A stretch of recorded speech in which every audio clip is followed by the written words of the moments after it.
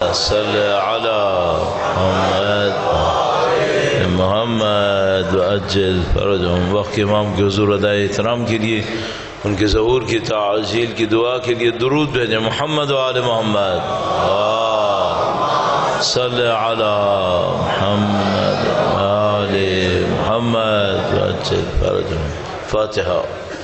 بسم اللہ الرحمن الرحیم. الحمد للہ رب العالمین الرحمن الرحیم مالک یوم الدین. ایاک نعبد و ایاک نستعین. اهدنا الصراط المستقیم صراط الذین انعمت علیہم غیر المغضوب علیہم ولا الضالین. بار دیگر درود بھیجے گا محمد و آل محمد پر.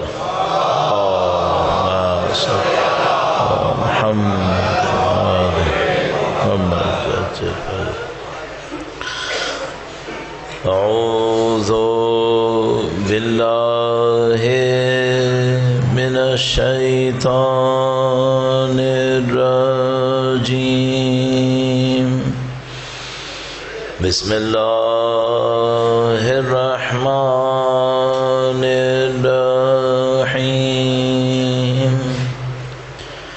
الحمد للہ رب العالمین والصلاة والسلام على سید الانبیاء والمرسلین حبیب الہ العالمین ابی القاسم محمد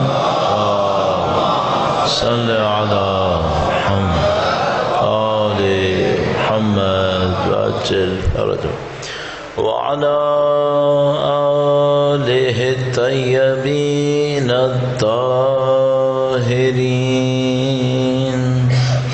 سيما بقية الله في الأراضين. قال الله تعالى في كتابه الكريم بسم الله الرحمن الرحيم. أم حسبت أن أصحاب الكهف والرقيم كانوا من آياتنا عجبا. درود بھیجے گا محمد و آل محمد. صلی علی محمد و آل محمد وعجل فرجهم. پروردگار عالم کا انتہائی لطف و کرم ہے، انتہائی احسان ہے. خداوند متعال نے ایک بار پھر ذکر اہل بیت اطہار علیہ السلام فرش اعضاء پر بیٹھنے کی، قرآن و اہل بیت کی تعلیمات سے ہدایت حاصل کرنے کی سعادت نصیب فرمائی ہے. اللہ کی دی ہوئی اس نعمت کا شکر بجا لانے کے لیے، وقت کے امام کے ظہور کی تعجیل کے لیے انشاءاللہ جو لوگ اس خاص زمانے میں امام کی نصرت کی راہ میں شہید ہو رہے ہیں، ان شہادتوں کی قبولیت کے لیے، درجات کی بلندی کے لیے اور آپ کے ہمارے تمام مرحومین کی مغفرت کے لیے درود بھیجیں محمد و آل محمد. صلی علی محمد و آل محمد وعجل فرجهم. ان تمام دعاؤں کے ساتھ ایک دعا خاص کر شامل کروں گا، وہی کہ جس طرح خدا نے ہمیں اہل بیت اطہار کے ذکر کی فضیلت نصیب فرمائی ہے، خدا سے دعا کرتے ہیں پروردگار بحق سید الشہداء قیامت تک ہماری تمام نسلوں کو اہل بیت کے چاہنے والوں میں قرار فرما، پرچم سید الشہداء کو سربلند رکھنے والوں میں قرار فرما. انشاءاللہ قیامت تک ہماری تمام نسلوں کو اہل بیت کے جانثاروں وفاداروں تابعداروں میں قرار فرما. بار دیگر درود بھیجے گا محمد و آل محمد. صلی علی محمد آل محمد وعجل فرجهم. خدا متعال نے اس پورے نظام کو خلق کس مقصد سے کیا؟ بعض اوقات انسان کے اندر اتنا علم آ جاتا ہے کہ اس کو یہ سمجھ میں آئے مثال کے طور پر نماز کیوں ہے، روزہ کیسے رکھنا ہے، قرآن کریم پڑھنا ہے. ٹکڑوں ٹکڑوں میں کچھ تھوڑا تھوڑا علم سب کو مل جاتا ہے. تو مثال کے طور پر کسی کو زندگی میں سننے کو مل جاتا ہے کہ بھائی نماز کیسے پڑھنی ہے، اس نے نماز پڑھ لی. کسی کو سننے کو مل جاتا ہے کہ فلاں سورہ کو سونے سے پہلے تلاوت کرو، یہ نصیب ہونے والا ہے، وہ سورہ پڑھنے لگتا ہے. تو ٹکڑوں ٹکڑوں میں دین ملتا رہتا ہے، وہ ٹکڑوں ٹکڑوں میں ہی عمل کرتا رہتا ہے. لیکن اس سے بڑھ کر ایک مسئلہ آتا ہے، وہ یہ کہ پورا دین کس مقصد کے لیے، پورا نظام کس مقصد کے لیے. تو مثال کے طور پر اگر مجھ سے کوئی یہ کہے مثلاً کہ بھائی آپ کیا چاہتے ہیں اس دنیا سے، میں اس سے کیا کہوں گا؟ میں کہوں گا کہ بھائی میں چاہتا ہوں اس دنیا کے اندر مجھے کامیابی ملے تاکہ میں اس دنیا کے اندر کامیابی حاصل کر سکوں. تو اس دنیا کی کامیابی وہ بھی چاہیے، لیکن اس دنیا سے بڑھ کر اس دنیا کے اندر مجھے کامیابی چاہیے. صحیح. تو یہ میرا ایک مقصد ہو گیا کہ میں اس دنیا میں جنت میں پہنچوں. اس دنیا میں مقصد کیا ہے؟ اس دنیا میں مجھے کیا حاصل کرنا ہے؟ ایک مسئلہ یہ ہے کہ مجھے کیا حاصل کرنا ہے، ایک دفعہ یہ ہے کہ خدا کیا حاصل کرنا چاہتا ہے. تو یہ وہ بنیادی ترین سوال ہوتے ہیں. بعض اوقات مجھے یوں احساس ہونے لگتا ہے، جیسے آپ نے دیکھا ہوگا ہمارے یہاں تعلیمی نظام ہے، اس کے اندر میٹرک ہوگا، انٹرمیڈیٹ ہوگا، اس کو ہم لوگ مثلا گریجویشن کہتے ہیں، یا مثلا بیچلرز ہوگا، ماسٹرز ہوگا، پھر M Phil P H D ہوگا. تو بعض اوقات مجھے یوں لگنے لگتا ہے ہم میں بعض لوگ دین کے کسی ایک ٹاپک میں پی ایچ ڈی کر لیتے ہیں، ایک میں میٹرک میں فیل ہوتے ہیں. اور بہت سارے لوگوں کے ساتھ مجھے یہ لگتا ہے جیسے فنڈامنٹلز میں وہ میٹرک فیلئر ہے، اور کسی اور ٹاپک کے اندر پتہ چلتا ہے انہوں نے پی ایچ ڈی کیا ہوا. مجھے ڈر لگنے لگا ہے. اس کی وجہ کیا ہے؟ بعض اوقات بہت بنیادی چیزیں نظروں سے غائب ہیں. میں ایک دو چیزوں کی طرف ہلکا سا اشارہ کرتا ہوں، اور انشاءاللہ وہ جو توحید کے سلسلے میں ہمارے عرائض ہیں ان کو انشاءاللہ مزید آگے بڑھائیں گے. درود بھیجے گا محمد و آل محمد پر. صلی علی محمد محمد وعجل فرج.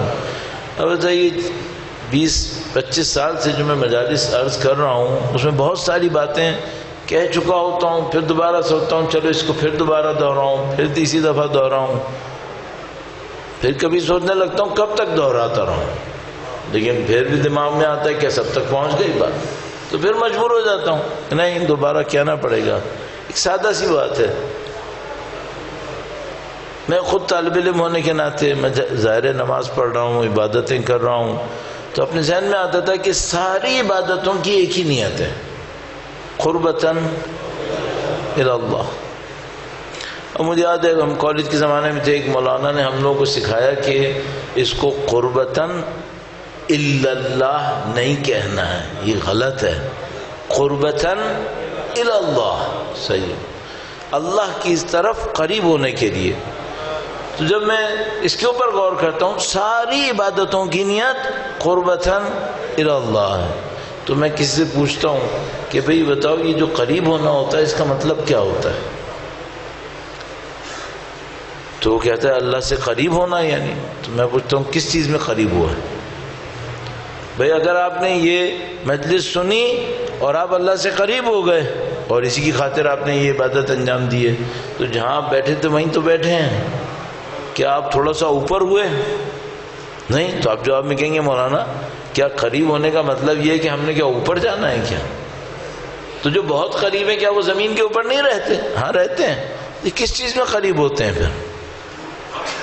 مثلا انہوں نے کہا جیسے ذہن سے خدا سے قریب ہوتے ہیں. صحیح. اس کو میں پہچانتا کیسے ہوں کہ میں قریب ہوا یا نہیں ہوا؟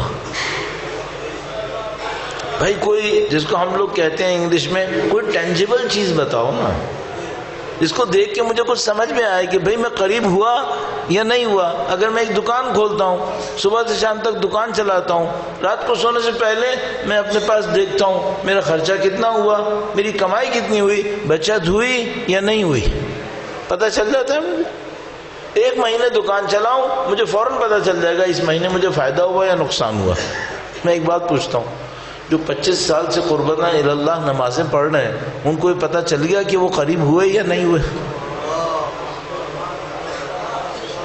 پتہ چل گیا کہ نہیں؟ کیونکہ بعض کے بارے میں ہم دیکھ کر کہہ سکتے ہیں یہ تو کم سے کم قریب نہیں ہوا ہے، بعض کو تو ہم بھی کہہ سکتے ہیں بھئی یہ تو قریب ہوتا نظر نہیں آ رہا ہے کہیں. تو کیا نشانی کیا بناؤں کہ بھئی میں قریب ہوا یا قریب نہیں ہوا؟ چند منٹس میں آپ کی خدمت میں عرض کروں گا. درود بھیجے گا محمد و آل محمد پر. صلی علی محمد آل محمد عجل فرج. اور یہ میں خاص کر اس لیے کہہ رہا ہوں کہ دیکھو بھائی، دھوکہ انسان دوسرے کو دے تو چلو ایک بات ہے، وہ بھی اچھی بات نہیں ہوتی. اپنے آپ کو تو دھوکہ نہ دو، اپنے آپ کو تو دھوکہ نہ دو. وہ ایک معذرت کے ساتھ میں کبھی کبھی ذرا طبیعت کو ذرا ہلکا کرنے کے لیے ایسی چیزیں کہہ دیتا ہوں جس میں لوگ ہنس پڑتے ہیں، تو میں اس کے لیے معذرت چاہتا ہوں اگر کسی کو برا لگتا ہو. وہ ایک واقعے میں بیان کرتے ہیں کہ وہ جو ایک کیریکٹر ہے بہرحال ملا نصیر الدین نام کر کے بر صغیر کے اندر، مثلا وہ ایک جگہ کھڑا تھا، وہ ایک جگہ پہ چوراہا تھا، وہاں بہت زیادہ رش لگا ہوا تھا، بہت رش لگا ہوا تھا.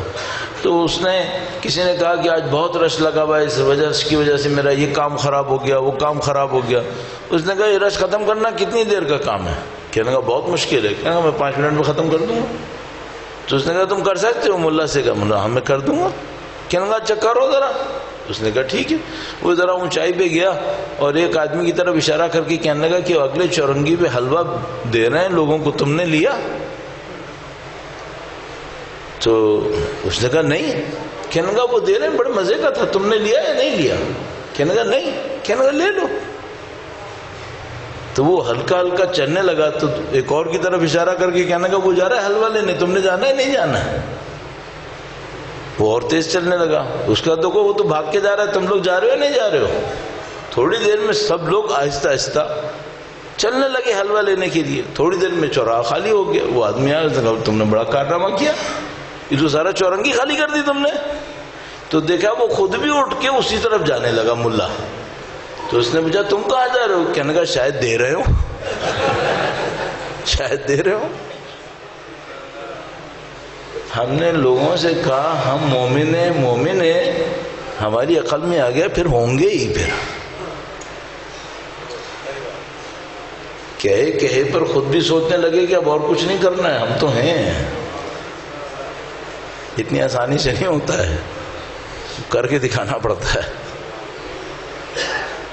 وہ فارسی میں ایک کہاوت تھی، کہتے تھے تمہارا حاجی بگو من تھوڑا حاجی بگو. تم مجھے حاجی کہو میں تمہیں حاجی کہوں گا. کہنے سے حاجی ہو جاتا ہے؟ نہیں، حج کرنا پڑتا ہے. کہنے کا مطلب کیا ہے؟ بھائی کسی نے عمل کرنا ہے یا نہیں کرنا ہے؟ اب سب ایک دوسرے کو بول رہے ہیں تم اچھے ہو، سب ایک دوسرے کو بول بول کے کنونس ہو گئے. آپ آئیں گے میرا احترام اتنا کریں گے، مجھے کچھ بھی نہیں ہوگا تو مجھے لگے گا کچھ تو ہوگا بالآخر. یہ ایسی کہانی ہماری تو چل جائے گی، فرشتوں کے سامنے نہیں چلے گی. فرشتوں تو بہت اکھاڑ پچھاڑ کر دیتے ہیں. تو اس کے لیے کیا کرنا ہوتا ہے؟ اس کے لیے ٹینجیبل بالکل چیز بتاؤ، کوئی اسکیل ہو تمہارے ہاتھ میں کہ بھائی میں نے 10 سال نمازیں پڑھی، قربتاً اللہ کے لیے قرب ملا ہے یا نہیں ملا ہے؟ اس کا مجھے آپ کو ایک فارمولہ عرض کرنا ہے. درود بھیجے گا محمد و آل محمد. صلی علی محمد محمد عجل فرج.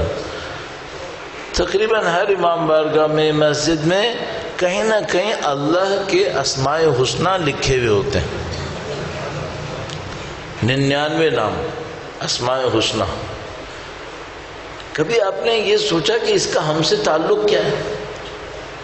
یہ کیوں لکھے ہوتے ہیں؟ تو بھائی جواب میں کوئی کہے گا یہ ہمارا خدا ہے، معبود ہے جس کی ہم عبادت کرتے ہیں، یہ اس کے اسماء حسنہ ہیں اس لیے یہاں پہ لکھے ہوئے ہیں، اس میں کیا خرابی؟ نہیں، خرابی کوئی نہیں ہے. یہ بتاؤ اس کے لکھے ہونے سے میرا تعلق کیا ہے؟ میرا تعلق کیا ہے؟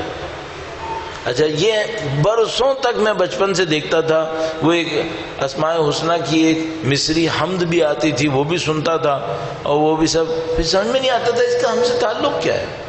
پھر ایک دفعہ کہیں جا رہے تھے ہم لوگ، کوئی ایک طالب علم ساتھ تھا، اس نے مجھ سے کچھ سوال پوچھنا شروع کیے، جیسے جیسے وہ کریدتا رہا یوں لگا مجھے جیسے یوں معاملہ کھلتا رہا میرے لیے۔ میں نے کہا یہ معاملہ ہے یہاں پر۔ تو اب میں آپ کو بالکل مختصر کر کے بتا دیتا ہوں تاکہ آپ کو ساری زحمت نہ اٹھانی پڑے۔ اس کا ایک سادہ سا مسئلہ ہے، وہ کیا ہے؟ یہ خدا ہے جو 99 ناموں میں نظر آ رہا ہے، قریب وہ ہوگا جو ان ناموں کو اپنے اندر لے آئے۔ بس سادہ سا کام۔ خدا سے قریب وہ ہوگا جس میں یہ نام نظر آنے لگے ہیں۔ کیا مطلب؟ خدا صادق ہے، قریب کون ہوگا؟ سچا یا جھوٹا؟ سچا۔ خدا رحیم ہے، قریب کون ہوگا؟ رحم دل یا ظالم؟ رحم دل۔ خدا فیاض ہے، دینے والا ہے، قریب کون ہوگا؟ سخی یا کنجوس؟ سخی۔ ان 99 ناموں میں کچھ نام صرف اللہ کے لیے ہیں، وہ کسی اور پہ نہیں آ پائیں گے، لیکن بہت سارے نام ایسے ہیں جو مخلوق کے اوپر خدا نے خود نازل کیے ہیں۔ وہ چاہتا ہے تم بن کے دکھاؤ، تو خدا ہم سے کیا چاہتا ہے؟ خدا یہ چاہتا ہے کہ میں ایسا ہوں، تم میرے بندے ہو، تم بھی ایسے بن کے دکھاؤ۔ اب قریب کیا ہونا ہے؟ قریب کچھ اور ہونا نہیں ہے، قریب ان صفتوں کے اندر اللہ کے قریب آنا ہے۔ اچھا اب آپ کہیں گے مولانا اس سے ہمیں کیا وہ پیمانہ مل گیا، اسکیل مل گیا؟ دیکھو میں ابھی عرض کرتا ہوں ملا یا نہیں ملا۔ درود بھیجے محمد و آل محمد، صلی علی محمد آل محمد عجل فرج۔ یہ وہ توحید ہے جو ہمارے اندر آنی ہے۔ ہم لوگ یہ سمجھ رہے ہیں توحید کسی علم کا نام ہے جو دماغ کے خلیوں کے اندر محدود رہنا ہے، نہیں، توحید ہمارے وجود میں آنی ہے۔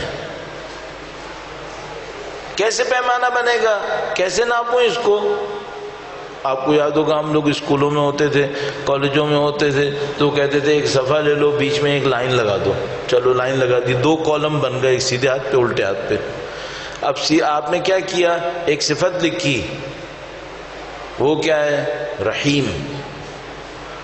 اپنے آپ سے پوچھو میں رحم دلی میں ہوں یا سخت دلی میں ہوں؟ کہاں ہوں؟ چلو ہم ایک آسانی کے لیے کر لیتے ہیں، ہم لوگ کوانٹیٹیو کام کرتے ہیں، یعنی نمبرز کے اندر کر لیتے ہیں۔ مثلا سوچو خدا رحم دلی میں 10 نمبر پر ہے، ٹاپ پر، تم رحم دلی میں کہاں کھڑے ہو؟ 1 2 3 4 5۔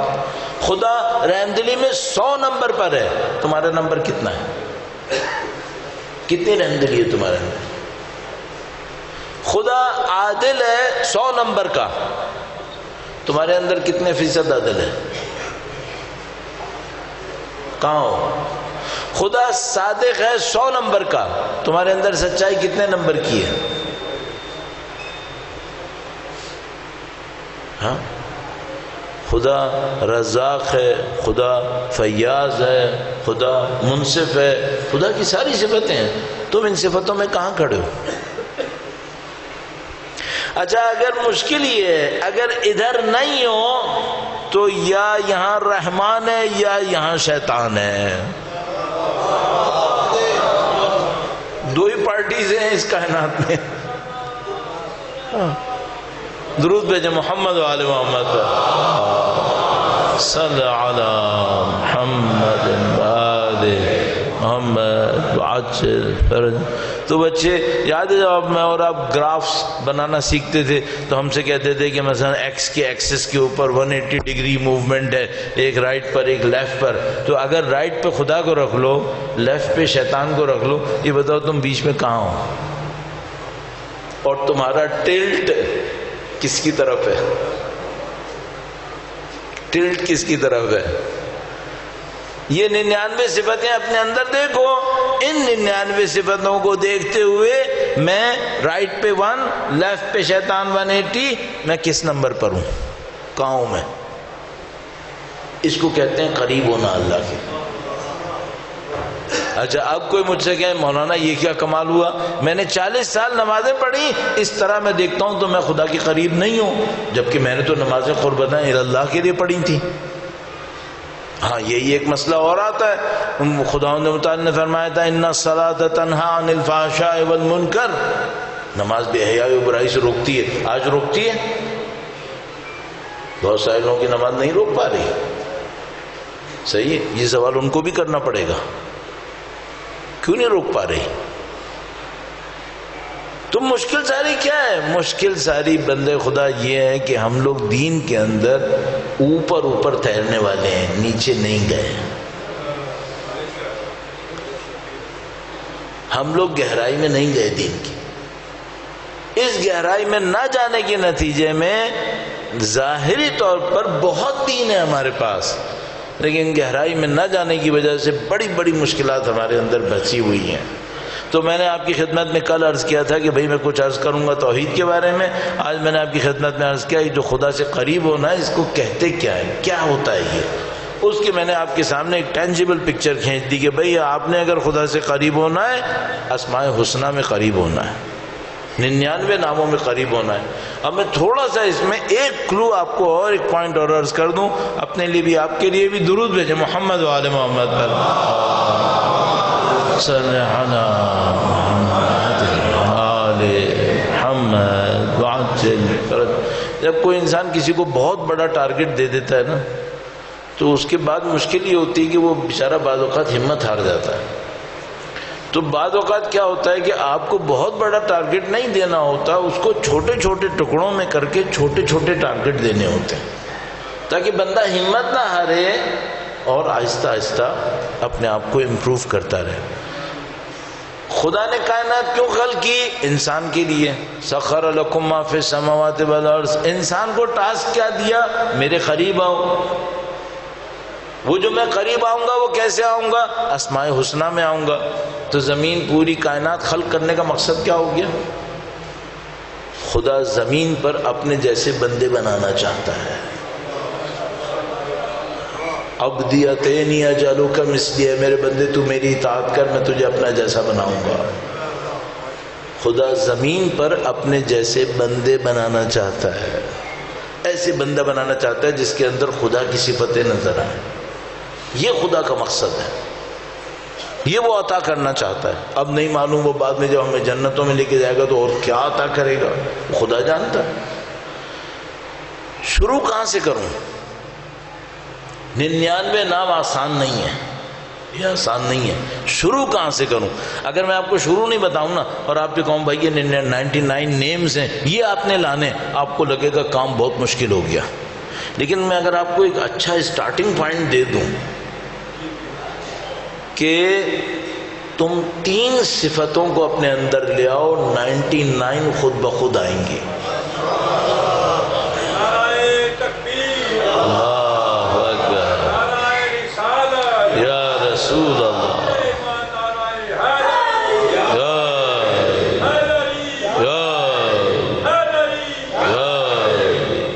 کتنا آسان ہو جائے گا۔ 3 صفتوں پہ کام کر لو، باقی خود بخود آتی رہیں گی اگر تم کام کرتے رہے۔ 3 صفتوں پہ کام کرو۔ اچھا آپ کہیں گے کہ مولانا آپ نے یوں ہی 99 میں سے 3 نکال لی ہوں گی۔ نہیں، میں یہاں بیٹھا ہوں، دیکھو غیر ذمہ دارانہ باتیں نہیں کرتا ہوں میں۔ آپ نے 2-3 دن میں یہ تو اندازہ لگا لیا ہوگا، ذمہ داری کے ساتھ بات کرتا ہوں۔ میں نے محنت کی اس کے اوپر کہ 99 میں اسٹارٹنگ پوائنٹ کون سا ہے۔ پھر میں ایک عرصے تک سمجھتا رہا کہ اسٹارٹ یہاں سے ہونا ہے، ایک عرصے تک سمجھتا رہا کہ اسٹارٹ یہاں سے ہونا ہے۔ کئی سال کے بعد مجھے اندازہ ہوا کہ نہیں، یہ اسٹارٹنگ پوائنٹ نہیں ہے، اسٹارٹنگ پوائنٹ ایک اور ہے، کہیں اور سے ہونا ہے۔ تو آپ یہ مت سوچیے گا کہ میں ایسے ہی بیٹھا ہوں اور اپنے دماغ سے میں نے کہا بھائی 3 آپ کو دے دیتا ہوں، ایسے ہی شروع کر دیا۔ نہیں، یہ نہیں ہے، میں نے غور کیا اس کے اوپر۔ اب چونکہ میری زندگی موت کا معاملہ ہے، مجھے اس پہ عمل کرنا ہے نہیں کرنا ہے۔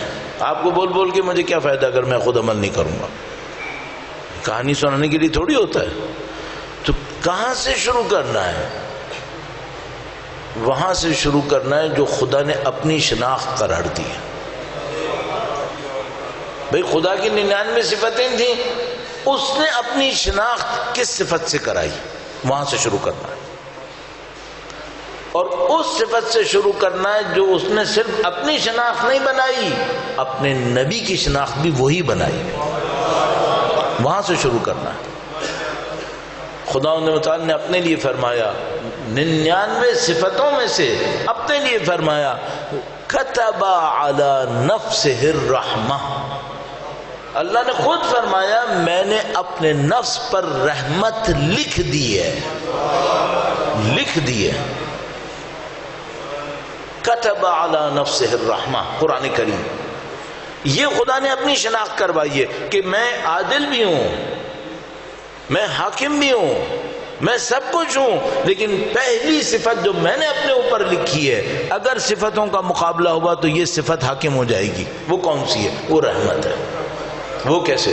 دیکھو سادہ سی بات، ہم لوگ دعا کرتے ہیں، دعائے قنوت میں بہت اچھی ایک دعا ہے، چونکہ آپ لوگ عربی کم واقف ہیں تو شاید آپ کو بعض دعاؤں کے مفہوم نہ پتہ چلتے ہوں، اس وجہ سے مزہ آنا نہ آنا ذرا کم ہو جاتا ہو، لیکن بہت خوبصورت ایک دعا ہے، ربنا عاملنا بفضلک یا رحیم ولا تعاملنا بعدلک یا کریم۔ اے رب ہم سے اپنے فضل و کرم کا معاملہ کر، ہم سے عدل کا معاملہ نہ کر، نہ کر، کہ اگر خدا ہم سے عدل کا معاملہ کرے تو کیا ہوگا؟ ہم نابود ہو جائیں گے، نابود ہو جائیں گے۔ کیوں؟ کون ہے ہم میں سے جس نے خطا نہیں کی؟ کون ہے ہم میں سے جس نے نافرمانی نہ کی؟ ہم کوئی معصوم ہے؟ نہیں ہے، ہم تو خطا کے پیکر ہیں۔ اگر خدا ہم سے عدل کا معاملہ کرنے لگے تو ایک امامت کی نعمت اتنی بڑی ہے کہ ہمارے پاس کچھ جواب میں ہے ہی نہیں، اتنی بڑی نعمت ہے۔ تو خدا سے کیا دعا مانگتے ہیں؟ خدایا ہم سے عدل کا معاملہ نہ کر، تو خدا کیا معاملہ کر؟ ہم سے فضل اور رحمت کا معاملہ کر، فضل اور رحمت کا معاملہ کر۔ اللہم صل علی محمد محمد وعجل۔ میں بندہ ہوں، میں چاہتا ہوں اللہ کا قرب حاصل کرنا شروع کروں، کہاں سے شروع کروں؟ پہلی صفت، پہلی صفت رحم دلی، یہاں سے شروع کروں۔ اس رحم دلی کے لیے کیا کروں؟ کائنات کی ہر چیز پر تمہاری رحم دلی آئے۔ یہاں سے نکلتے ہوئے ایک چونٹی میرے پاؤں کے نیچے آ گئی، رحم دلی دکھاؤں یا نہیں دکھاؤں؟ رحم دلی دکھاؤ، اس چونٹی کو اٹھاؤ۔ کیڑوں پہ رحم دکھاؤں یا نہیں دکھاؤں؟ دکھاؤ۔ جانوروں پہ رحم دکھاؤں یا نہیں؟ دکھاؤ۔ اجنبی پر، ضعیف پر، جس کو نہیں جانتا، سب پر، سب سے زیادہ کس پہ رحم دکھاؤں؟ رب ارحمہما کما ربیانی صغیرا اجزہما بالاحسان احسانا وبالسیئات عفوا وغفرانا۔ خدایا میرے والدین پہ رحم فرما، سب سے زیادہ رحم اس پہ دکھاؤ، کیونکہ وہ خدا کے رحم کا مجسم نمونہ تھے۔ صحیح ہے؟ یہ خدا ہے، اس نے کہا کتب علی نفسہ الرحمہ، تو اس کو سب سے پہلی چیز جو مخلوق کے اندر چاہیے وہ رحم دلی ہے۔ نبی کا تعارف کیسے کروایا؟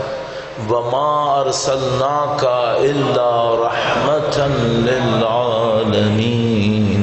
نبی کی ذات گرامی پر درود بھیجیں، محمد وآلہ صلی علی محمد وہ نبی رحیم۔ خدا متعال فرماتا ہے تو نبی تمہاری ہدایت پر اتنا زیادہ اپنا وقت لگاتے ہیں، اتنا اپنا وجود لگاتے ہیں، گویا حریص علیکم، تمہارے اوپر جیسے حرص کرتے ہیں کہ یہ ایمان لائے۔ نبی رحمت۔ میں طالب علم ہوں، قربتاً الی اللہ کا سفر کرنا چاہتا ہوں، کہاں سے شروع کروں؟ رحمت سے شروع کروں۔ اچھا اب میں آپ سے ایک فرض پوچھتا ہوں، فرض کرو میں ہر رات آدھے گھنٹے نماز شب پڑھتا ہوں، ہر روز ایک سپارہ قرآن پڑھوں، ہر ہفتے 2 مستحب روزے رکھوں، ہر دن ایک زیارت پڑھوں، لیکن رحم دلی نہ ہو، میں آگے بڑھوں گا یا نہیں بڑھوں گا؟ نہیں بڑھ سکتا۔ کیوں؟ تمہارا اسٹارٹنگ پوائنٹ 0 ہے، تم نے پہلی سیڑھی پہ پاؤں ہی نہیں رکھا۔ اب تم کچھ بھی کر لو تمہاری منزل ہے ہی نہیں کوئی، کیونکہ تم بے راہ چل رہے ہو۔ راہ پہ چلو، ہلکے ہلکے چلو، بے راہ پہ بھاگو، کوئی فائدہ نہیں، کوئی فائدہ نہیں۔ من مانی سے خدا نہیں ملے گا، خدا کی بندگی سے خدا ملے گا، من مانی سے نہیں ملتا ہے۔ میں اپنی من مانی دکھاؤں گا، ایسے تھوڑی خدا ملتا ہے۔ تو خدا کی بندگی کرنی ہے، کہاں سے شروع کرنا ہے؟ رحم دلی سے شروع کرو۔ دیکھو صاحب سی بات، تمہیں چاہیے نا اس معاشرے پر، ان لوگوں پر، اس بستی پہ خدا اپنے رحمت کی بارش کرے۔ سادہ سا ایک کام کرو، ایک دوسرے کے لیے رحم دل بن جاؤ۔ آپ کہیں گے مولانا ہم ایک دوسرے کے لیے رحم دلی کیسے کریں؟ وہ بھی میں آخر تک عرض کروں گا۔ ایک دوسرے کے لیے برائی سوچنا چھوڑ دو، یہ رحم دلی۔ اللہ اکبر، یا رسول اللہ، برائی سوچنا چھوڑ دو۔ جب کسی سے ملو سب سے پہلے یہ سوچو میں اس کے لیے کیا اچھا کر سکتا ہوں، ختم ہو گئی۔ یہ رحم دلی کا آغاز ہو گیا۔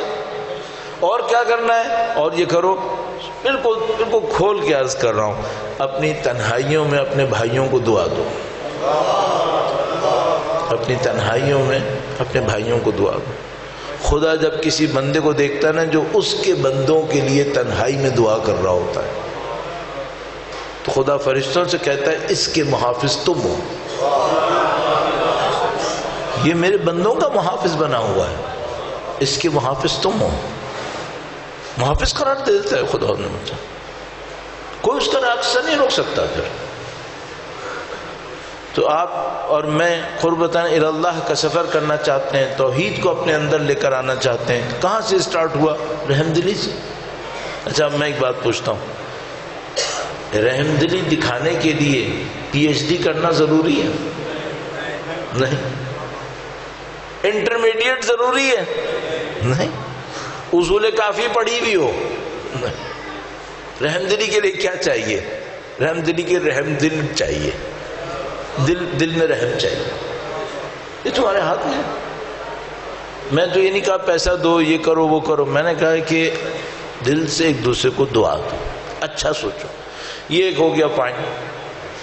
اگر کوئی یہ پوائنٹ اچیو کر لے، اگر یہ اچیو کر لے، یہ سمجھ لو اس نے، وہ جسے کہتے ہیں نا کبھی پانی یخ بن جاتا ہے، بالکل برف پڑ جاتی ہے، تو نیچے تو پانی نظر آ رہا ہوتا ہے، اوپر برف جمع ہوا ہوتی ہے، تو اس کو ایک زور سے مارو تاکہ برف ٹوٹے اور پانی تک پہنچ جائے۔ اگر کوئی رحم دلی حاصل کر لے تو سمجھ لو اس نے تہذیب نفس کے لیے برف توڑ لیا ہے، اب پانی تک پہنچ گیا ہے، اب پانی تک پہنچا ہے۔ یہ پہلا پوائنٹ ہو گیا۔ اب مجھے 2 پوائنٹ اور عرض کرنے، اور میں جلدی نہیں کروں گا کیونکہ یہ زندگی موت کا معاملہ ہے، یہ پاس فیل کا معاملہ ہے، کائنات میں کامیابی سے نکلنا ہے یا ناکامی سے نکلنا ہے، اس کا معاملہ ہے۔ درود بھیجے محمد و آل محمد، صلی علی محمد و آل محمد وعجل فرج۔ دوسرا پوائنٹ، پہلی صفت جس پہ کام کریں رحم دلی ہے۔ کتب علی نفسہ الرحمہ وما ارسلناک الا رحمۃ للعالمین رب ارحمہما کما ربیانی صغیرا۔ دوسری صفت جس پہ کام کرنا ہے، اس پہ کام نہیں ہوا آگے نہیں بڑھنا ہے، بتا رہا ہوں آگے نہیں بڑھ سکتے، اس پہ کام کرنا پڑے گا۔ دوسری صفت وہ کیا ہے؟ اللہ کے نبی اعلان نبوت سے پہلے لوگوں کے درمیان مشہور تھے۔ پاکستان میں رہنے والے بچے کو وہ 2 لقب پتہ ہیں جو نبی کو نبوت کے اعلان سے پہلے مل گئے تھے۔ ایک ہے صادق۔ ایک دفعہ میں کوئٹہ ایئرپورٹ پہ تھا، کوئی امپلائی آیا، مسافر ادھر ادھر بیٹھے ہوئے تھے، وہ امپلائی کسی کا کارڈ پکڑ کے کہتا ہے صادق، یہاں صادق کون ہے؟ میں نے کہا بیٹا اب یہاں کوئی نہیں ہے اب یہاں کوئی نہیں، پہلے تھے اب یہاں نہیں ہے۔ اللہم صلی علی محمد وعجل۔ اللہ کے نبی کو صادق کے نام سے جانتے تھے، امین نبی کے ذات پہ ایک بار پھر درود بھیجے، محمد وعلی محمد صلی علی محمد محمد وعجل فرج۔ اب مجھے کیا بننا ہے بھائی؟ میں نبی کی امت میں ہوں، جو نبی خود رحمت ہے وہ بے رحم کو امتی بنائے گا نہیں، جو نبی خود صادق وہ جھوٹے کو اپنے پیچھے چلائے گا نہیں۔ کیا کہا صدق کے لیے؟ یہ فرمایا، کہا دنیا کی ساری برائیاں ایک کمرے میں بند ہوں، اس کی چابی ام الخبائث شراب ہے۔ پھر اگلا جملہ فرمایا، اور جھوٹ شراب سے بدتر ہے۔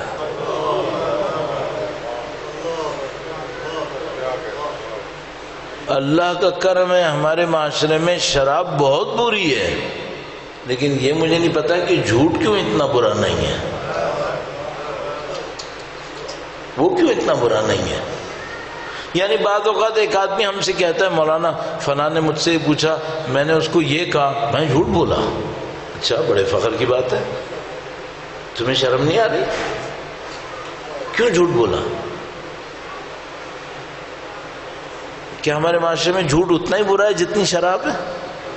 جبکہ نبی نے کہا تھا یہ بدتر ہے، یہ نبی کا فرمان ہے۔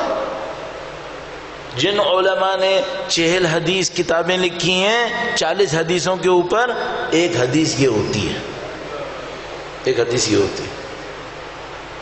اب اگر مجھے تہذیب نفس میں آگے بڑھنا ہے، قربتاً الی اللہ میں آگے بڑھنا ہے، پہلی صفت رحم دلی، دوسری صفت صدق، صداقت۔ اچھا، صداقت کا مطلب کیا ہے؟ معذرت کے ساتھ، مثلا ایک آدمی نے مجھ سے پوچھا، بھائی آپ کل آئیں گے؟ مجھے پتہ ہے نہیں آؤں گا، مجھے پتہ ہے نہیں آؤں گا۔ اب میں کیا کروں؟ نعوذ باللہ ایسا گھما کے بولوں کہ اس کو پتہ ہی نہ چل پائے کہ میں نے کیا کہا۔ یہ صداقت ہے؟ نہیں، صداقت نہیں۔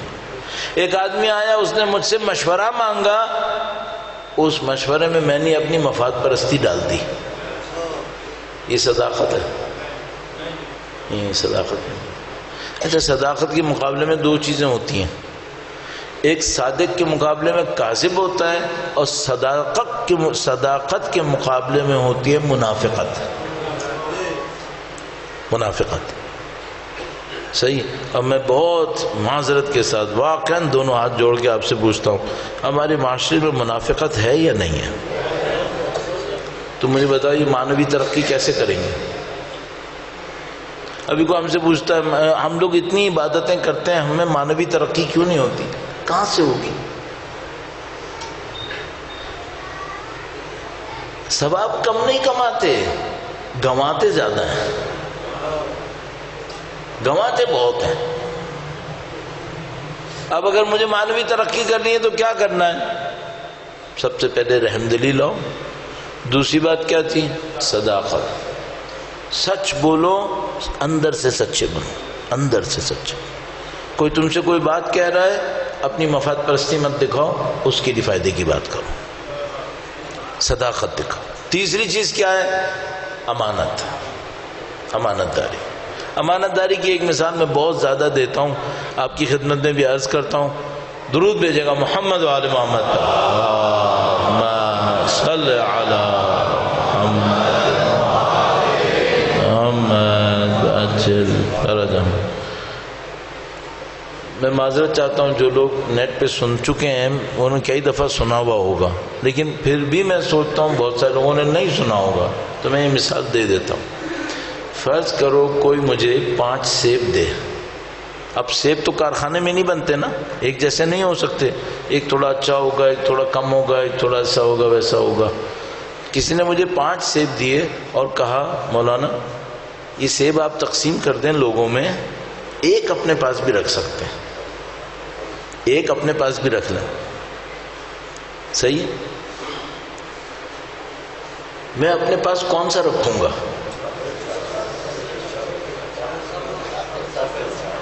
سب تو اچھا ہے، بالکل۔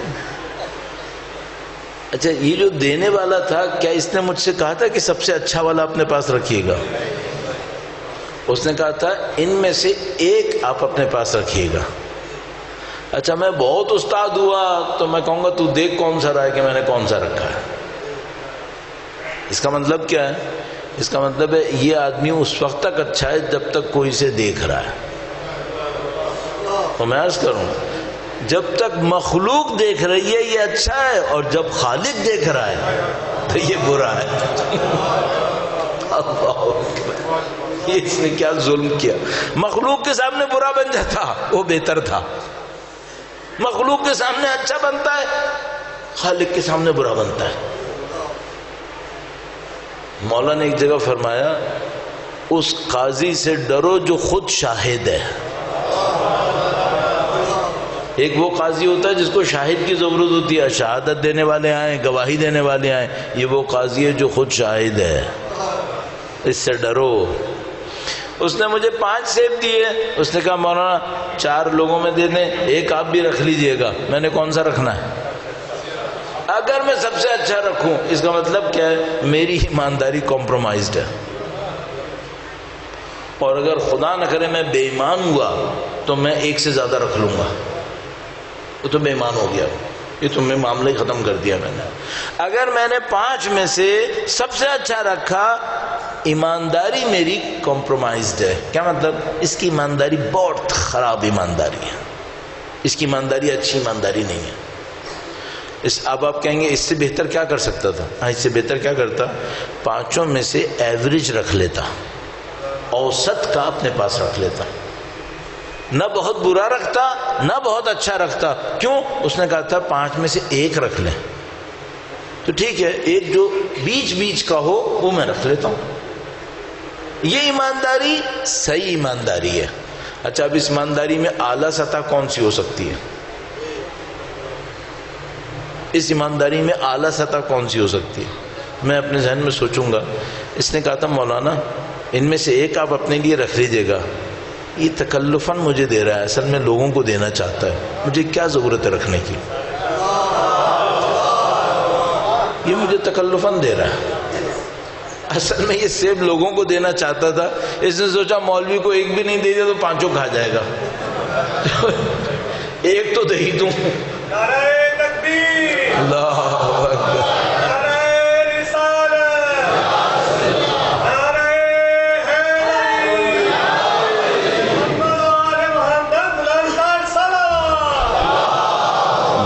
صلی علی محمد۔ اس نے مجھے دیا اور اس نے مجھے کہا بھائی ایک رکھ لینا، یعنی وہ کہہ رہا ہے 5 نہیں رکھنا، خدا کا واسطہ ایک رکھ لو، 4 تو لوگوں کو دے دو۔ اب میں سب سے اچھا رکھوں؟ نہیں، میرے لیے بہتر ہے میں ایوریج رکھ لوں۔ اچھا کام کیا کروں؟ مت رکھو، وہ پبلک کو دینا چاہتا ہے، دے دو 5۔ اچھا اگر 5 دے دوں تو میرا کیا ہوگا؟ نہیں، تم بھول جاؤ۔ میں نے ایک بات دیکھی ہے، اب میں اپنے دماغ میں سوچ رہا ہوں میں کتنا بولوں، کہاں تک اس بات کو بیان کروں۔ میں نے کہا تھا میں صداقت پہ عمل کرنا چاہتا ہوں، تو میں صداقت پہ عمل کرنے کے لیے بعض اوقات یہ کرتا ہوں، ممبر پہ بیٹھ کر جو دماغ میں آ رہی ہوتی ہے بعض اوقات وہ بھی بول دیتا ہوں، کہ کہیں ایسا نہ ہو کہ میں ان لوگوں میں آؤں جو اندر کچھ اور سوچتے ہیں باہر کچھ اور سوچتے ہیں۔ تو بہرحال ابھی میرے ذہن میں آ رہا تھا کہ کہاں تک جاؤں، لیکن میں تھوڑا سا رک جاتا ہوں۔ مجھے ایک بات سمجھ میں آئی ہے، جہاں میں نے انسانی فضیلت دکھانے کی خاطر کوئی قربانی دی ہے، پھر خدا نے رحمت کے دروازے کھول دیے۔ یہ ہوا تو مثلا اگر مجھے 5 ملے، اس نے کہا 1 رکھ لیں آپ، میں نے کہا میں نہیں رکھ رہا۔ فضیلت کس میں ہے؟ فضیلت اس میں ہے کہ نہیں رکھوں گا، اب خدا دے گا، اب خدا دے گا۔ مجھے یہاں پر آ کر مولا کا ایک واقعہ یاد آ گیا، وہ واقعہ میں آپ کی خدمت میں عرض کرتا ہوں۔ درود بھیجے گا محمد و آل محمد،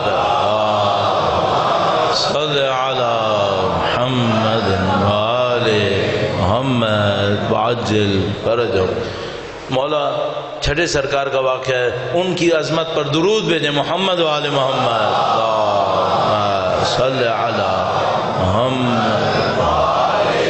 محمد وعجل فرجہم۔ ایک موقع پر ایک آدمی امام کے پاس آیا، خدمت میں حاضر ہوا۔ دیکھو ایک بات ہے، اللہ انشاءاللہ ہمیں ظہور کا دن دیکھنا نصیب کرے انشاءاللہ۔ اہل بیت کی خدمت میں پہنچنے کے آداب ہوتے ہیں، ان آداب کو سیکھے بغیر نہیں جانا۔ ان آداب کا ایک حصہ یہ ہوتا ہے، ان کے سامنے زبان نہیں چلانی ہوتی، خاموشی رکھنی ہوتی۔ آپ یقین مانو، علامہ مجلسی نے ایک واقعے کے اندر لکھا، یقین مانو اس بات پہ تھا کہ یہ ادب کتنا اہم ہے۔ علامہ مجلسی کا مجھے یاد آتا ہے، یا علامہ مجلسی کا تھا یا علامہ ہندی کا تھا، کہ ایک موقع کے اوپر وہ احساس کرتے ہیں کہ جو تشریف فرمائیں وہ وقت کے امام ہیں، تو امام فرماتے ہیں نزدیک آؤ۔ تو علامہ کہتے ہیں میں چاہتا بھی تھا نا کہ قدم اٹھاؤں، میری ہمت نہیں ہو پا رہی تھی، اور میں بار بار اپنے ذہن سے کہہ رہا تھا کہ مولا حکم دے رہے نزدیک آؤ، قدم اٹھاؤ، کہہ رہے میری ہمت نہیں ہو رہی تھی۔ جلال اتنا تھا، عظمت اتنی تھی کہ میرے پاؤں جم گئے۔ کہا آخر میں مجھے مولا سے کہنا پڑا، مولا میرے قدموں میں ہمت نہیں ہے، میں نہیں آ پا رہا۔ ادب ہوتا ہے۔ ہم لوگ بدقسمتی سے چونکہ غیبت کے زمانے کے پلے ہوئے لوگ ہیں نا، ہم لوگوں کو وہ آداب نہیں آ رہے، اور وہ آداب پتہ نہیں کیوں اب اور کم ہوتے جا رہے ہیں، بجائے یہ کہ وہ ظہور کے وقت سے نزدیک آتے ہوئے سیکھنا چاہیے تھے، وہ آداب کم کر رہے ہیں ہم لوگ۔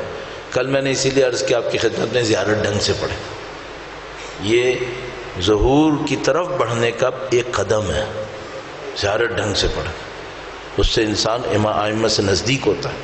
تو ایک شخص ملنے کے لیے آیا اور اس نے کچھ باتیں کہیں جو نہیں کہنی چاہیے تھی، اس کو امام کے سامنے خاموشی اختیار کرنی چاہیے تھی، تو بہرحال وہ کچھ بول رہا تھا، اس کا نام بھی روایت میں لکھا ہوا ہے، میرے ذہن میں بھی ہے اس کا نام، بہرحال میں ابھی نہیں لینا چاہ رہا کسی بھی وجہ سے۔ تو امام نے اس سے کہا، جب اس نے کچھ کہا تو امام نے چاہا کہ اس کو ذرا سکھائیں، تو امام نے اس سے کہا کہ تمہارے خیال میں جو انسان کے اندر فضیلت ہوتی ہے وہ کیا ہوتی ہے؟ انسان کی بڑائی، فضیلت کیا ہوتی ہے؟ ادب کا تقاضا کیا ہوتا ہے؟ جیسے ہی امام نبی ایسا کوئی جملہ فرمائے، سامنے والا خاموشی اختیار کرے اور کہے کہ فرزند رسول آپ فرمائیں، بس بولنے کی اجازت نہیں ہوتی، کچھ نہیں بولنا چاہیے تھا۔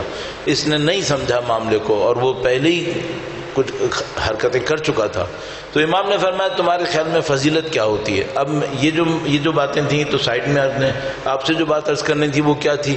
وہ 5 سیب دیے کون سا لینا تھا، تو ہم نے کیا کرنا تھا؟ ہم نے فضیلت دکھانی تھی۔ وہ فضیلتوں کا موقع اب ختم ہوتا جا رہا ہے، لوگ پستیوں کی طرف جا رہے ہیں۔ تو امام نے اس سے پوچھا فضیلت کسے کہتے ہیں؟ انسان کے اندر ہونی چاہیے۔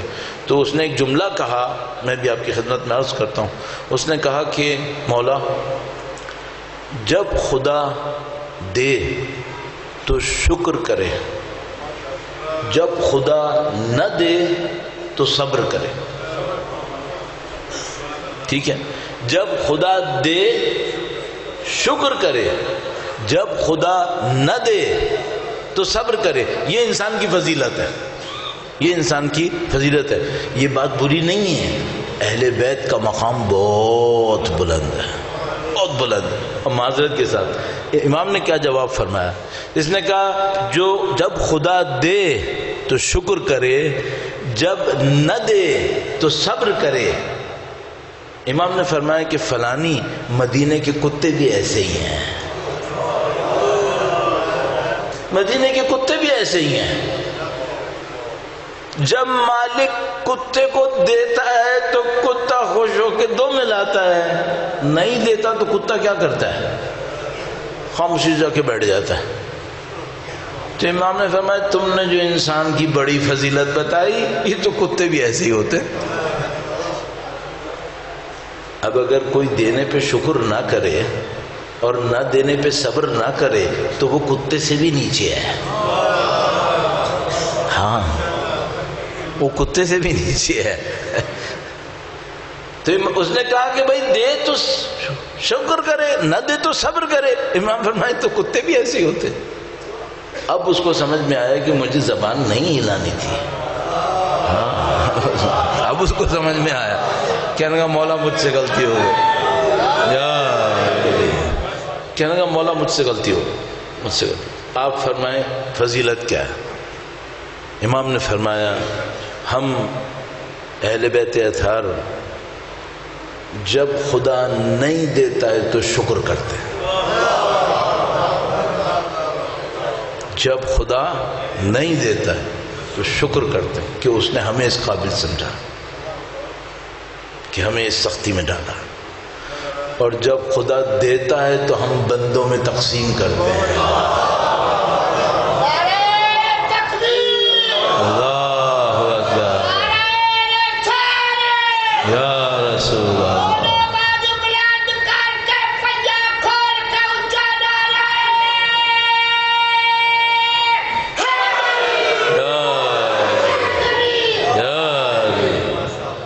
ماشاءاللہ آپ اپنی سلامتی کے لیے, دین و ایمان کی حفاظت کے لیے, وقت کے امام کی نصرت کی سعادت کے حصول کے لیے درود بھیجیں. محمد و آل محمد صلی علی محمد وعجل. بات توحید پہ تھی, توحید کو اپنے اندر لانے پہ تھی. اندر لانے کے لیے بات ہوئی کہ 99 صفات اندر لانی ہے. ان 99 صفات کو اندر لانے کے لیے 3 صفتوں پہ کام کرنا ہے. پہلی صفت رحمت تھی, دوسری صفت صداقت تھی, تیسری صفت امانت تھی. اب اس کے اندر جو بات آئی تو پھر یہ بات آئی کہ امانت داری کس سطح کی ہو. تو امانت داری اعلیٰ پائے کی ہونی چاہیے. اعلیٰ پائے کی ہونے کے لیے کیا کرنا پڑتا ہے؟ تھوڑی فضیلت دکھانی پڑتی ہے, تھوڑی فضیلت دکھانی پڑتی ہے, تھوڑا اپنے اوپر قربانی دینی پڑتی ہے. بغیر قربانی کے یہ صفتیں حاصل نہیں ہوتی, اس کے لیے قربانی کرنی پڑتی ہے. تھوڑا سا اپنا معیار اونچا کرنا پڑتا ہے, تھوڑا سا معیار. دیکھو ایک بات ہے, ایک دفعہ ہوتا ہے کہ میں آپ کی خدمت میں کوئی ایسی بات کہوں جو آپ کو اچھی نہ لگے, تو میں نہیں کہوں گا. ممبر پہ بیٹھا ہوا ہوں, لوگ سن رہے ہیں, ریکارڈنگ ہو رہی ہے, دیکھ رہے ہیں, میرا کیریئر خطرے میں آ جائے گا اگر میں ایسی بات کہوں. اگر کوئی نہیں دیکھ رہا, اگر کوئی نہیں دیکھ رہا, اب میں کیسی بات کروں؟ اب کیا چیز بچائے گی مجھے؟ نہ کیمرہ ہے, نہ لوگ ہیں, نہ کیریئر خطرے میں ہے. اب کیا چیز بچائے گی؟ اب صرف ایک چیز بچائے گی, تمہارا اپنا کوئی معیار ہے, تمہارا اپنا کوئی اسٹینڈرڈ ہے. کوئی نہیں دیکھ رہا, خود کا بھی تو کوئی اسٹینڈرڈ ہونا چاہیے. جو آدمی طبیعتاً اعلیٰ ظرف ہوتا ہے وہ لوگوں کی خاطر اعلیٰ ظرف نہیں ہوتا, وہ تنہائیوں میں بھی اعلیٰ ظرف ہوتا ہے, تنہائی میں بھی اعلیٰ ظرف ہوتا ہے. اور جو دکھاوے کے لیے اعلیٰ ظرف ہوتا ہے یہ اتنا ہی پست فطرت ہوتا ہے. یہ چونکہ دکھاوے کے لیے ہوتا ہے, یہ تو پست فطرت انسان ہے, یہ پست فطرت ہوتا ہے یہ. اب آپ اور میں اپنی زندگی میں جا کر دیکھیں, جب لوگوں کے سامنے ہوتے ہیں تو ہم ایک اسٹینڈرڈ کے ہوتے ہیں, جب تنہائیوں میں ہوتے ہیں تب کیا ہوتے ہیں؟ تب ہمارا اسٹینڈرڈ کہاں ہوتا ہے؟ جبکہ ہم سب کو معلوم ہے کہ کوئی تنہا نہیں ہوتا, ہر تنہا کے ساتھ خدا ہوتا ہے, ہر تنہا کے ساتھ خدا ہوتا ہے. صحیح. توحید کسے کہتے ہیں؟ اس کو توحید کہتے ہیں, اس کو توحید کہتے ہیں کہ اپنی تنہائی میں یہ شمار کر سکو کہ خدا دیکھ رہا ہے. اس کو توحید کہتے ہیں. تو آج جو کچھ میں نے عرائض پیش کیا آپ کی خدمت میں, اس کو ہم لوگ کیا کہتے ہیں؟ اس کو ہم کہتے ہیں انسانیت کا منصوبہ. یہ انسانیت کا بلو پرنٹ ہے. اگر کسی معاشرے نے, کسی خاندان نے, کسی شخص نے انسان بننا ہے, یہ اس کا بلو پرنٹ ہے, یہ اس کا نقشہ ہے, اس پہ چلنا ہے. وہ کیا ہے؟ رحم دلی, صداقت, امانت. دکھاوے کی یا اپنی ذات کی, ذات کی, دکھاوے کی بات نہیں ہو رہی, اندر کی ذات کی. اگر کوئی شخص یہ کام کرے تو کیا ہوگا؟ ایک روایت آپ کی خدمت میں عرض کرتا ہوں اور آپ کی زحمت کو پھر تمام کروں گا. درود بھیجے گا محمد و آل محمد صلی علی آل عجل فرجہ. بہت خوبصورت، بہت اہم، انتہائی اہم ایک روایت ہے. انٹرنیٹ پر بھی مل جاتی ہے بہت آسانی سے. اردو میں کی بورڈ کر کے سرچ کریں مل جائے گی، انگلش میں بھی مل جائے گی. راوی کا نام ہے عنوان بصری. عنوان جیسے اردو میں لکھتے ہیں عنوان، بالکل وہی عنوان. بصری یعنی بصرے کا رہنے والا، عنوان بصری. عنوان بصری ضعیف العمر ایک شخص ہیں، ضعیف العمر ہیں. مولا چھٹے سرکار کی زندگی میں زمانے میں بصرہ میں رہتے تھے اور کسی اور کے ماننے والے تھے، کسی اور کے ماننے والے تھے.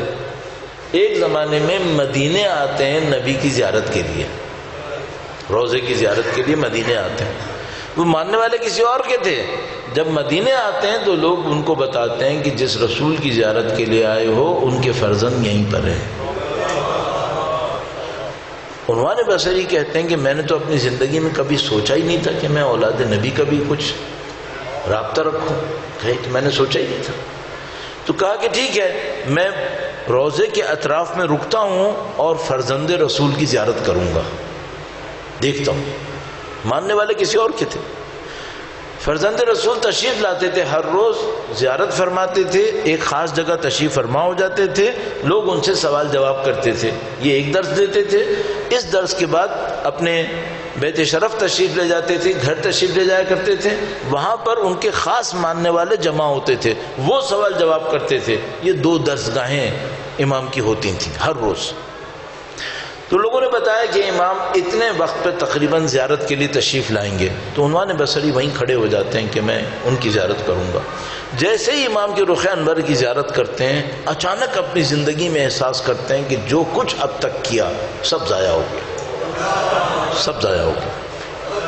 کہا مجھے ان کے پیچھے چلنا تھا، میں نے زندگی ضائع کر دی. اب بوڑھے، سفید داڑھی، آخری عمر میں مثلا ختم ہو چکا سب کچھ. جیسے ہی ان کو دیکھا کہ یہ تو میں نے ضائع کر دیا اپنے آپ کو، مجھے تو ان کے پیچھے چلنا تھا. اچھا اب یہ سمجھ میں نہیں آ رہا کہ کروں کیا. تو امام کی بیت شرف تشریف لے آتے ہیں، گھر آ جاتے ہیں. اب نگہبان پہچانتا نہیں ہے، بصرے کے رہنے والے کسی کو مدینے میں نہیں پہچانتے کہ جس کا ہاتھ پکڑ کے امام کے گھر تک آئے. اکیلے اکیلے گھر پہنچ گئے. نگہبان جو کھڑا تھا اس نے کہا تم کون؟ کہا میں فلانی ہوں. کیا چاہتے ہو؟ کہ مجھے مولا سے ملنا ہے. امام سے کا نام دیا، مجھے ملنا ہے. اس نے تعجب سے دیکھا. اس نے کہا یہ اجنبی آدمی ہے اور یہ کہہ رہا ہے کہ امام سے ملنا ہے. تو اس نے کہا کہ میں اندر سے پوچھ کے آتا ہوں. وہ اندر گیا. اس نے امام کو کہا کہ جو کچھ بھی کہا وہ ہمیں نہیں معلوم. وہ باہر آیا اور اس نے کہا کہ امام نے تمہارے سلام کے جواب میں تمہیں سلام کہا ہے. پھر نگہبان نے ایک بات کہی کہ دیکھو اگر وہ تمہیں اندر نہ بھی بلائیں نا، یہی کہ انہوں نے تمہیں سلام کہلوا دیا یہ تمہارے شرف کے لیے بہت ہے. یہ بہت بڑی بات ہو گئی ہے. ٹھیک ہے. تو اس نے دل رکھنے کے لیے کہا کہ ایسا نہ ہو کہ نہ امید ہے، اس کو بتا دوں کہ بھائی یہ سلام کا جواب ملنا بھی بہت بڑی بات ہوتی ہے. تو اس نے کہا یہ بہت بڑی بات ہے لیکن امام تمہیں بلا بھی رہے ہیں، آ جاؤ. یہ اندر جاتے ہیں، امام سے ملتے ہیں. امام پوچھتے ہیں کیا چاہتے ہیں؟ کہتے ہیں مولا میں آپ سے نصیحت لینے آیا. امام نے ایک نصیحت کی. کہا مولا، پھر اب ایک نصیحت کی، دل نہیں بھرا. کہا مولا مجھے اور نصیحت کر. امام نے ایک اور نصیحت کی. تو پھر ان کا دل اور رقیق ہو گیا، رونے لگے. کہنے کہ مولا میں ساری زندگی گزار چکا ہوں، آج صبح آپ کی زیارت ہوئی ہے، میں نبی کے روضے پہ کھڑے ہو کر بہت دعائیں مانگی کہ خدایا میری محبت کو اپنے فرزند کے دل میں ڈال دے. نبی سے دعائیں کی کہ نبی میری محبت اپنے فرزند کے دل میں ڈال دیں اور وہ میری ہدایت فرمائے.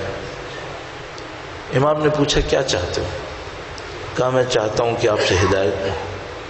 امام نے 12 جملات ہدایت کے ارشاد فرمائے. 12 جملات.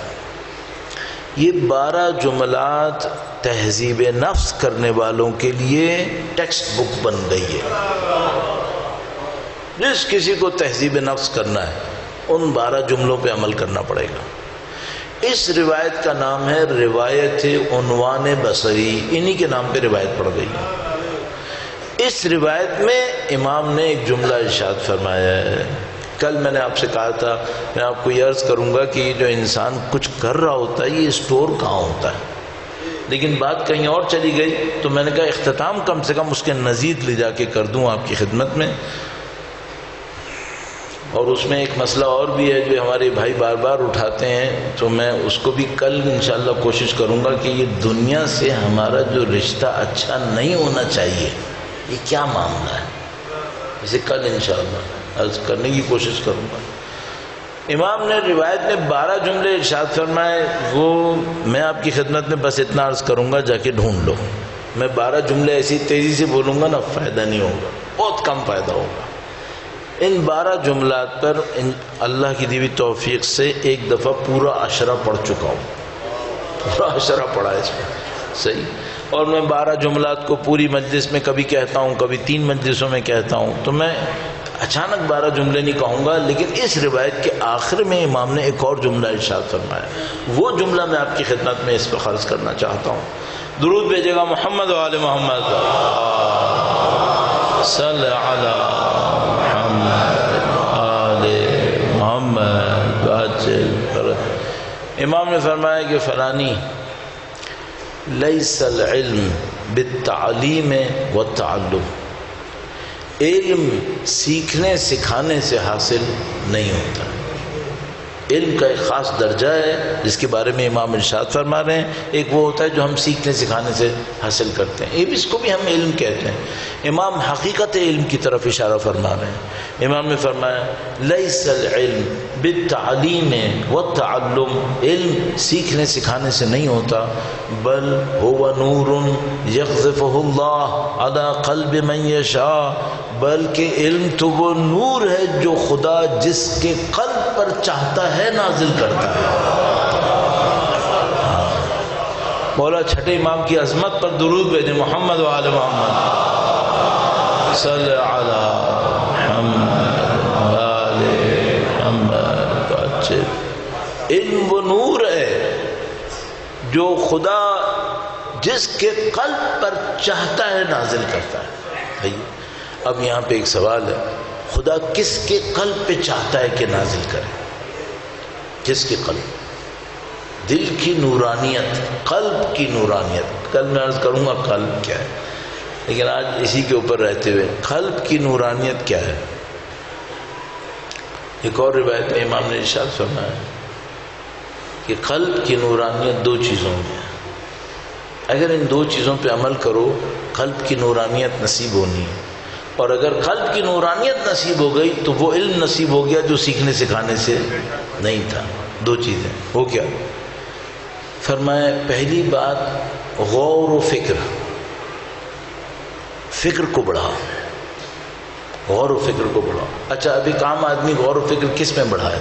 اس میں بڑھائے کہ مجھے بندگی کرنی کیسے ہے، اس میں بڑھائے. اس میں بڑھائے زندگی کا مقصد حاصل ہوگا کیسے.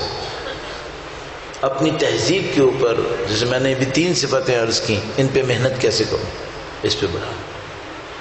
دوسری بات کیا تھی؟ گریہ وزاری. ہاں کبھی رونا پڑتا ہے، رونا پڑتا ہے. یہ رونا کیا ہے؟ اکیلے میں بیٹھ جاؤ، یہ ہر روز کرنا ہے. پھر ہر روز اکیلے میں بیٹھ جاؤ، سجدے میں ہو سجدے میں رہو، بیٹھے ہو کیسے بھی ہو، اکیلے میں ہونا چاہیے. کیا کرو؟ اپنے دل سے خدا کو پکار کے رونے کی کوشش کرو. دل سے پکارو، دل سے پکارو خدا کو. خدا ہے یا نہیں ہے؟ ہے. سمیع بصیر ہے یا نہیں ہے؟ ہے. هو الخالق البارئ المصور له الاسماء الحسنى یسبح لہ ما فی السماوات والارض، یہ خدا ہے۔ وہ سمیع البصیر ہے یا نہیں ہے؟ تم کیوں نہیں سناتے؟ اللہ کو سنو۔ وہ کہہ رہے ہیں میں سمیع ہوں، جانوروں کی نداؤں کے لیے تھوڑی ہے، انسانوں کے لیے سمیع ہے، ہر ایک مخلوق کے لیے سمیع ہے۔ تم کیوں نہیں سنا رہے؟ تم بھی اپنی باتیں سنو۔ اب مثلا کرنا کیا ہے؟ بالکل سادہ سی بات، 1 منٹ کے لیے خدا سے بات کرو خدا سے۔ اب میں کسی سے کہوں گا تو مجھ سے کہے گا مولانا میں سب انسانوں سے بات کرتا ہوں، خدا سے کیا بات کروں؟ یہی کہوں کہ خدا میں وہ بدبخت ہوں جو تیری مخلوق سے تو بات کر پاتا ہوں، تجھ سے بات نہیں کر پا رہا ہوں، یہی کہتا ہوں۔ خدا سے بات کرو۔ جس دن آپ کی زبان، آپ کا وجود خدا سے گفتگو کرنے کے لیے تیار ہو گیا، اب آپ کا خدا سے رابطہ جڑا ہے، اب رابطہ جڑا ہے۔ اس سے پہلے کیا تھا؟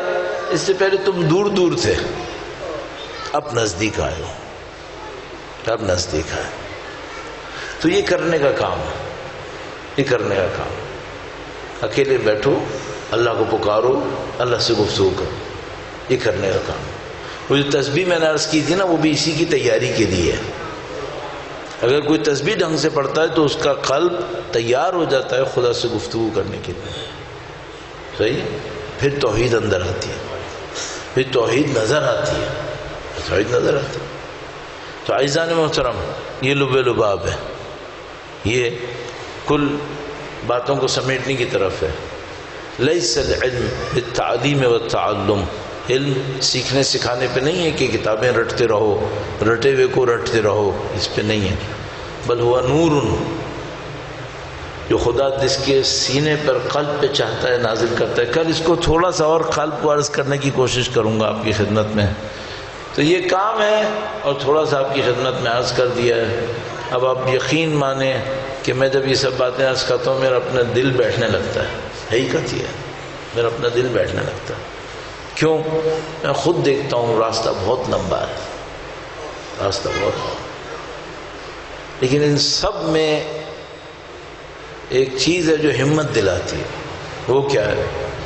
خدا خود کریم تھا، اس نے اہل بیت جیسے کریم زمین پہ بھیج دیے، اہل بیت جیسے کریم زمین پہ بھیج دیے۔ اتنی کرامت، اتنی کرامت۔ آپ اور میں جو اہل بیت اطہار کے ماننے والے ہیں، کیوں گھبرائیں؟ کیوں گھبرائیں؟ ہم نے ایک غلطی کی ہے، بالکل صاف صاف بولوں گا، ہم نے ایک غلطی کی۔ ہم مولا ابو الفضل کے دروازے پہ گئے، علم پہ گئے، دکانیں لے کر آ گئے، دنیا لے کر آ گئے، توحید کیوں نہیں لے کے آئے؟ توحید لاتے، قلب کی نورانیت لاتے۔ تم اور میں گئے در اہل بیت پہ، دنیا لے کر آ گئے، پھر خوش ہیں کہ انہوں نے ہمیں نواز دیا۔ یہ تو وہ دشمنوں کو بھی دیتے تھے، یہ کیا لے کر آئے؟ یہ تو دشمنوں کو دیتے تھے۔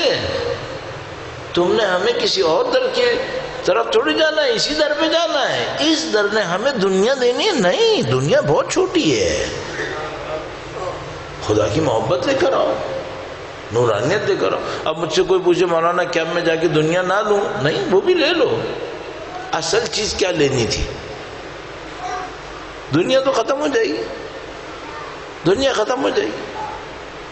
اور میں دل کی بات آپ کے سامنے کھول کھول کے اس لیے عرض کر رہا ہوں تاکہ تھوڑا سا میں بھی ہلکا ہو جاؤں۔ میں مولا کے روضے پہ جا کے کیا مانگوں؟ اب دیکھو میں عمر بوڑھا ہو گیا نا، کیا مانگوں جا کے؟ گاڑیاں مانگوں، گھر مانگوں؟ اب کیا نہیں مانگوں، کیا کروں گاڑی گھر؟ اب میں ایک چیز مانگوں گا، وہ کیا؟ مولا میری زندگی ختم ہو رہی ہے، مجھے نوکری دے دے، مجھے نوکری دے دیں، مجھے وہ کام دے دیں جو آپ اپنے نوکروں کو دیتے ہیں، مجھے نوکری چاہیے۔ آپ بھی جا کے نوکری مانگو، یہ نوکری ہے، یہ نوکری میں ملا ہے، نوکری چاہیے۔ آپ جاؤ مولا ابو الفضل کے در پہ نوکری مانگو، اس طرف بھیج دیں ہماری زندگی کو جہاں آپ بھیجنا چاہتے ہیں، ان سے مانگو، نصیب کریں گے انشاءاللہ۔ الحمدللہ آپ اور ہم الحمدللہ سید الشہداء کے چاہنے والے ہیں، الحمدللہ رب العالمین۔ جتنا خدا کا شکر بجا لائیں کم ہے، جتنا خدا کا شکر بجا لائیں کم ہے کہ اس نے ہمارے سینوں میں سید الشہداء کی محبت ڈال دی، الحمدللہ رب العالمین۔ کیا نشانی ہے اس محبت کی؟ بہت ساری نشانیاں ہیں۔ دیکھو ایک نشانی عرض کرتا ہوں، آپ میری بات سنیے گا، اپنے ذہنوں کو آزاد چھوڑ دیجیے گا، جہاں آپ کا ذہن جانا چاہ رہے جانے دیجیے گا۔ اگر میں آپ سے کہوں قید خانے میں ایک مظلوم بچی، آپ کو کیا لگا؟ اگر میں آپ سے کہوں ایک پیاسا غریب الوطن، کیا لگا آپ کو؟ اگر میں آپ سے کہوں ایک بچی جو اپنے بابا کو الوداع کر رہی تھی، نہ میں نے امام حسین کا نام لیا، نہ میں نے ان کی بچی کا نام لیا، نہ میں نے کربلا کہا، نہ شام کہا، ابھی تو کچھ بھی نہیں کہا، ابھی تو میں نے نہیں کہا وہ ساقی جس کے بازو قلم ہوئے، وہ جس کے بازو قلم ہو گئے، کچھ بھی نہیں کہا، لیکن آپ کو خود بخود مصائب یاد آنے لگ گئے۔ یہ کیا نشانی ہے؟ یہ نشانی ہے حب حسین کی، یہ نشانی ہے حب حسین کی۔ اچھا یہ حب حسین کیوں سینوں میں ہے؟ یہ حب حسین کیوں سینوں میں ہے؟ نہیں معلوم کیوں ہے، لیکن ہمیں بس اتنا پتا ہے جب یہ سوچتے ہیں کہ حسین علی اصغر کو لائے تھے، دل دہل جاتے ہیں، امام حسین علی اصغر کو لائے تھے۔ بڑا عجیب ایک جملہ ہے، بڑا عجیب ایک جملہ ہے، وہ یہ کہ ہرملہ جب تیر چڑھاتا ہے تو عبید اللہ ابن زیاد سے پوچھتا ہے کہ حسین کا نشانہ لوں یا حسین کے بچے کا؟ تو وہ لعین کہتا ہے علی اصغر کے گلے کی سفیدی کا۔ یہ تیر ستم چلتا ہے۔ میں بچوں کی خاطر کبھی کبھی مصائب میں یہ عرض کرتا ہوں کہ دیکھو ہم سے یہ کہا گیا یہ تیر سے شعبہ تھا۔ تیر سے شعبہ کا مطلب کیا ہوتا ہے؟ وہ تیر ہوتا ہے جس کی نوک کے آگے 3 زاویے بنے ہوئے ہوتے ہیں۔ آپ یقین مانو عرب یہ تیر چلاتے تھے نا تو اونٹ کی ران پہ لگتا تھا تو ران کٹ جاتی تھی۔ اس لعین نے یہ تیر علی اصغر کے گلے پہ چلایا۔ شیخ عباس قمی نے عجیب روایت لکھی ہے، ہم لوگ معمولاً پڑھا کرتے ہیں، اردو زبان میں کہتے ہیں کہ تیر چلا اور علی اصغر کا گلا چھد گیا۔ شیخ عباس قمی نے عجیب روایت لکھی ہے، شیخ عباس نے کہا تیر چلا اور اصغر کا گلا کان سے کان تک ذبح ہو گیا، کان سے کان تک ذبح ہو گیا۔ آئیزو کچھ بہنیں بھی ہماری سن رہی ہوں گی ان مسائل کو۔ اگر آپ بھی باپ ہیں الحمدللہ، بچے آپ نے بھی پالے ہیں، آپ بچے کو گود میں لیتے ہیں نا، بعض اوقات مائیں بچے کو گود میں لیتی ہیں، فوراً بتا دیتی ہیں یہ بچہ پیاسا ہے، اس کو گرمی لگ رہی ہے، اس کو بھوک لگ رہی ہے۔ ایک بات میں عرض کروں گا، دیکھو جو امام کی گود ہوتی ہے نا وہ اپنے بچے کو بہت پہچانتا ہے۔ امام حسین نے سید الشہداء نے جو علی اصغر کو گودی میں لیا ہوا تھا وہ علی اصغر کے وجود کے ذرے ذرے کو جانتے تھے اپنی گودی میں۔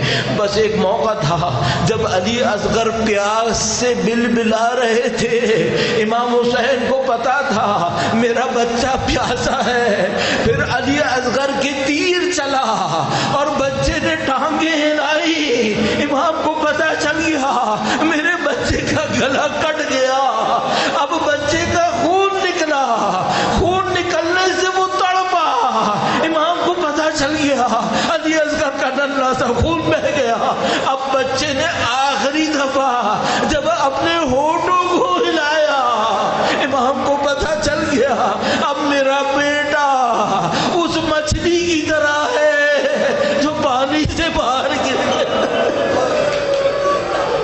بس ایک موقع آیا، مذبوح علی اصغر سید الشہداء کے ہاتھوں میں آ گیا، اب کیا کرے؟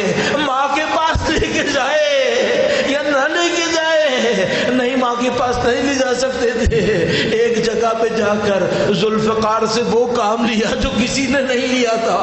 علی اصغر کی قبر ذوالفقار سے کھودی، علی اصغر کو دفن کیا۔ تو یہ حجت بن گئی، علی اصغر کی قربانی حجت بن گئی۔ جب کوفہ جا کر ان لعینوں نے کہا ہم نے باغیوں کو مارا ہے، لوگوں نے سن لیا باغیوں کو مارا ہے، پھر لوگوں کو پتا چلا علی اصغر بھی مارا گیا، تو لوگوں نے پوچھا اگر تم نے باغیوں کو مارا تھا یہ بتاؤ 6 ماہ کے علی اصغر نے کون سی بغاوت کی تھی؟ اس نے کون سی بغاوت کی؟ الا لعنۃ اللہ علی القوم الظالمین وسيعلم الذين ظلموا أيّ منقلب ينقلبون۔ پروردگارا تجھے واسطہ نبی اولاد نبی کا خداوندہ، تجھے مولا علی اصغر کی قربانیوں کا واسطہ اس خلیل کو اپنی بارگاہ میں قبول فرما۔ خداوندہ بحق نبی اولاد نبی ان کی نورانیت سے ہمارے قلوب کو منور فرما۔ اے پاک پروردگار پرچم عزائے حسین کو دنیا کے کونے کونے تک پہنچانے کی سعادت نصیب فرما۔ اے پاک پروردگار تجھے واسطہ مولا سید الشہداء کے مصائب کا، ان کی والدہ ماجدہ کے مصائب کا واسطہ، ان کے فرزند سید و سردار مولا اور آقا امام آخر الزمان کے ظہور میں تعجیل فرما۔ ہمیں ان کی نصرت کی سعادت نصیب فرما، اس راہ میں شہادت نصیب فرما۔ ربنا تقبل منا انک انت السمیع العلیم وتب علینا انک انت التواب الرحیم بجاہ نبیک وعطرتہ الطاہرین۔ درود بھیجے محمد و آل محمد پر۔